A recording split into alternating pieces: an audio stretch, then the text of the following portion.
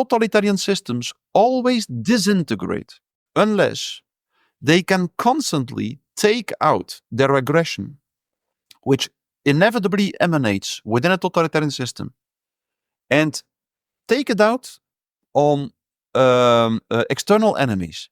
In a globalist system, this is impossible. There are no external enemies.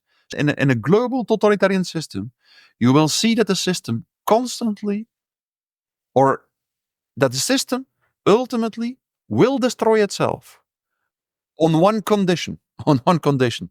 And that's an important one.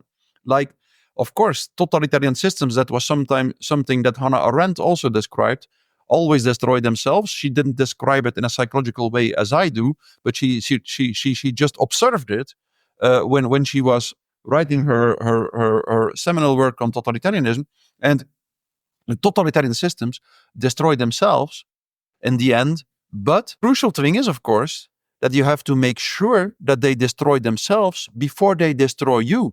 So the point is, they have to destroy themselves before they destroy the entire resistance. And that's just the most important thing. I repeat that time and time again, is that the resistance continues to speak out. So the resistance has to represent, has to do exactly the opposite as the totalitarian system does. When in an emerging totalitarian system, people lose touch completely with ethical principles and ethical awareness. In the first place, they absolutely do not live up anymore to the ethical duty of articulating the words that seem sincere and honest to you.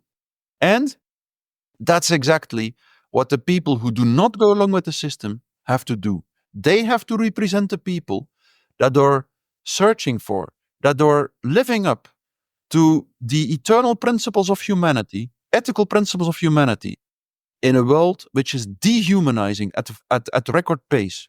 So that's also what Solzhenitsyn described. Like he described exactly the same. How in the gulags, very often those people survived who, unlike the rest of the prisoners, stayed loyal to ethical principles, which is of course extremely difficult because everyone was stealing everyone's clothes and food and so on and so on in the concentration camps. And there were some people who said, like, okay, in this pool of darkness, in this completely inhumane world, I will represent humanity. I will represent ethical awareness. No matter what happens, the others might steal my clothes, but I won't steal clothes back of the others. Solzhenitsyn gives these wonderful examples. And he said, like, that's ultimately what gives someone, a human being, the strength of defying totalitarianism.